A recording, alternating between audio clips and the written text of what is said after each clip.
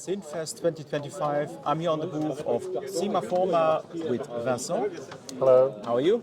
I'm good, thank you. How are you? Fine. You introduced last year at Superbooth a pretty interesting new, let's say, drone synthesizer. Yeah, last year it was a drone synthesizer, but it evolved into something way more now. It's more melodic. We did a Kickstarter campaign last year, and since we've added DCOs, and so the sound stays fully analog, but the frequency management is now digital, which allows us to play scales and do many editing on the frequencies. So, and the synth is also called Cyma Forma. No, the synth is called ALT, ALT. Cyma Forma is a brand. Is there the name has a background? Yeah, it comes from. It's not the key on the keyboard. No. Alt is because it's an alternative way of playing a synth. We don't use keyboards, we use faders and pins. So we wanted something to represent something different. And Cyma Forma comes from the cymatics, because at first we were really passionate about cymatics and the way we can visualize sound. But yeah, we did Alt. It's analog synth with 5 oscillators. Every column is a function. It's very easy to operate. This is oscillator 3, for example. There are 5. These are the amplitude, and this is the pitch. These are 2 filters with very aggressive resonance. And these are crossfaders between low pass and high pass. This is a delay. And these are, for example, gates, so you can play it like a keyboard. You can change scales here. There are 14 presets of scales, and you can go down and up 3 octaves. And you can also edit each scales. And this is a modulation. So we have 4 modulation sources, 2 LFOs, 1 sample and hold that we name random, and 1 envelope follower that we call outline, which is pretty interesting because it can take any sound into the microphone or the jack input. How do you come up with the idea of the patchway? Because I think it's a pretty interesting way to interact with the synth, but also it's pretty complex. It is quite complex, but it's also way easier for the user to patch modulation sources with destinations. We came up with the idea from the EMS, which is our main inspiration. But EMS, you have to route audio and CV. In our case, we just route CV. Audio is already pre-patched, so everything always comes out of the speaker. Okay. And you just patch 4 modulation sources, 2 LFOs, 1 sample and hold, and 1 envelope follower. And you implemented it differently than the VCS3? Yeah, we just stacked 2 PCBs and connect them with banana pins. It's way easier than the EMS technique, and it works perfectly. And for example, if we do sample and hold on oscillator 5, you can hear the modulation that you can play it with. You can add a slew, and there's an offset. And we have many options. There are 19 destinations of modulation. We've added an arpeggiator, which activates all the oscillators. So if we turn them down, you can see a sequence now, and you can play the sequence with the LFO settings, which is quite fun.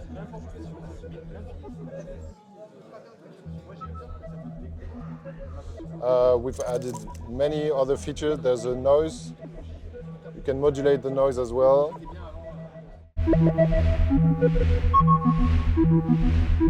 Envelope follower is very interesting because you can sync any other instrument with audio jack. You can plug a drum machine, for example, and it will pick up the signal, create an envelope of that signal, and you can use that envelope as a modulation source to modulate anything. So everything will be synced up. And we have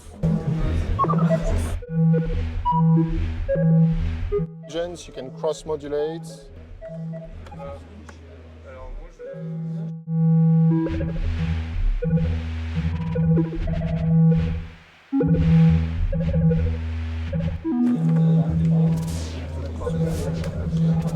Every LFO has a crossfader between square wave and triangle.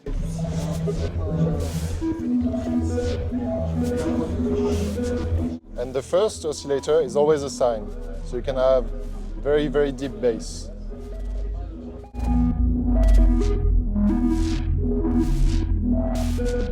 Also go to, if you push this, you can edit your scale and add and turn off notes.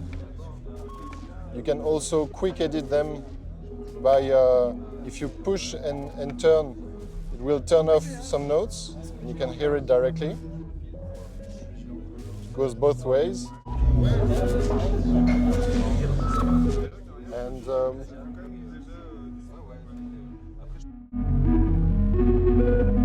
rhythms with a square LFO, for example.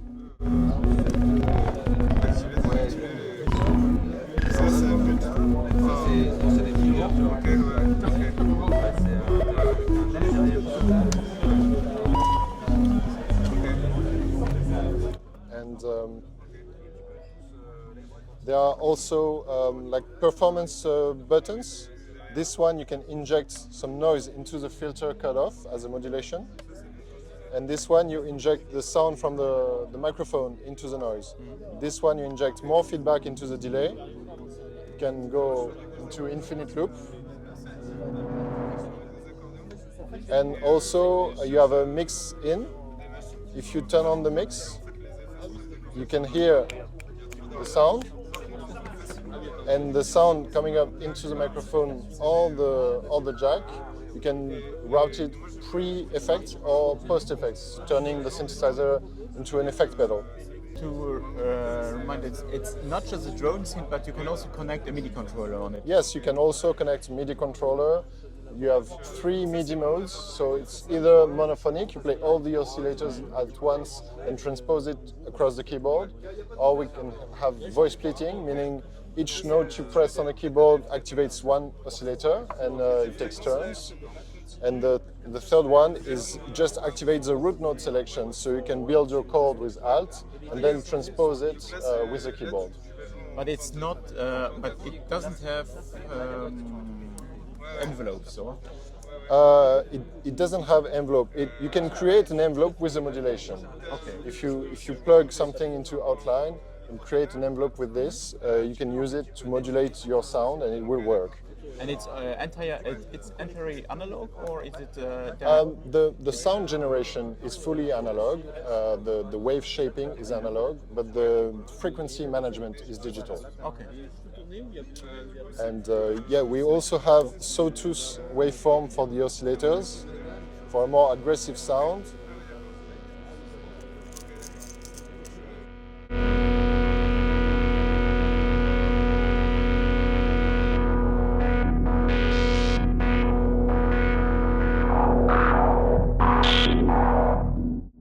Acid stuff with resonance high and sawtooth oscillators.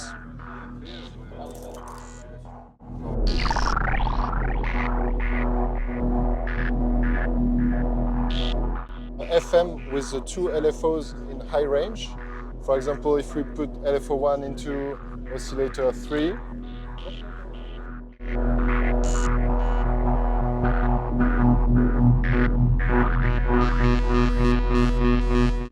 coming up. If we put it into the frequency and high range,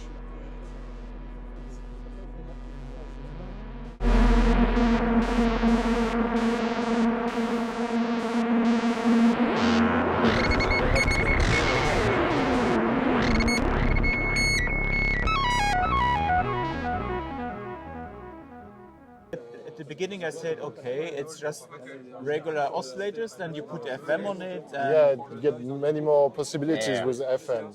And it's very easy to operate. It's just a switch. The LFO, you turn it from low to high range, and you get FM that's assignable to amplitude for AM or to frequencies for FM. Is it possible to FM every oscillator? Yeah, yeah, for sure. Do you want to hear it?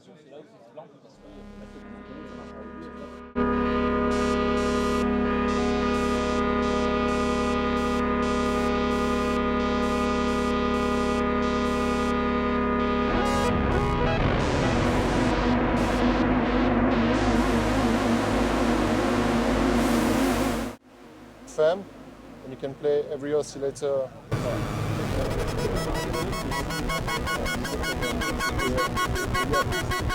And every oscillator you can also choose to quantize it to follow scales or unquantize it with switches on the back.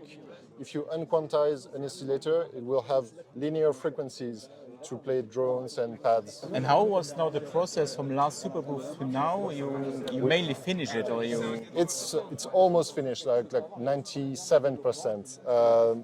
Every electronics and firmware is done. The only final touches we need to do is on the casing, the housing. Okay. But it's almost done, and But it remains this look like this. Yeah. We love the look. I know it's. You either love it or hate it, but It's a bit of finger touchy. yeah, it is. It is, but we like it this way. So from Superbooth to now, you added new features to it, or Yeah, many features. So we've added the scale management and the root note management. We also have a detune feature for each oscillator to keep the acoustic beatings possible. We've also added the quick edit of the scale. We've added a second filter that you can do low pass or high pass on each filter, so you can do band pass as well. We've added the high-low on the LFOs for FM. We've also added the possibility to route the mic input into the audio output of Alt and route it pre-effects to turn it into an effect pedal. We've added the slew, the inverter, and the two ripples push buttons to inject modulation into the filters directly without going to the patch bay. But there are no presets, so it's for the patch matrix. No, there's no preset. The only preset there are is for the scales, but the sound design is no preset, no memory. You always have to do it live. Are you using custom pins, or is it just? It's standard 2mm banana plugs. We just made the custom shafts, but you can use any banana plugs. 2mm, it's very standard. Okay. And what is now the plans for you? So next is Superbooth, but how is the now with the production, with the release? We are Kickstarter, because you were a Kickstarter. Yeah, last year we did a Kickstarter campaign that did pretty well. We were very happy about it, and now we are putting the final touches on the casing, and preparing production and logistics, and it will launch. We will deliver the Kickstarter pre-orders in July or August, and launch the eShop sales in September. Okay. And so you're planning also to release it to retailers, or will it? Not at first. We will do maybe in a year or two, maybe 1 year, because at first we want to keep everything in-house. So if there are any issue, we can manage it ourselves. Because with retailers, there's always the risk of customers not being very. I don't know. We just prefer to manage it. Okay. And price point?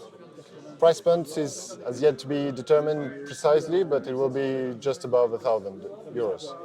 Okay, so the Kickstarter made probably the best deal. Yeah, for sure. Yes. Okay, thank you. Thank you very much. I wish you good luck. Thank you. Good to see you. Hope to see you again at Superbooth then. Yeah, thank you. Thank you. Bye.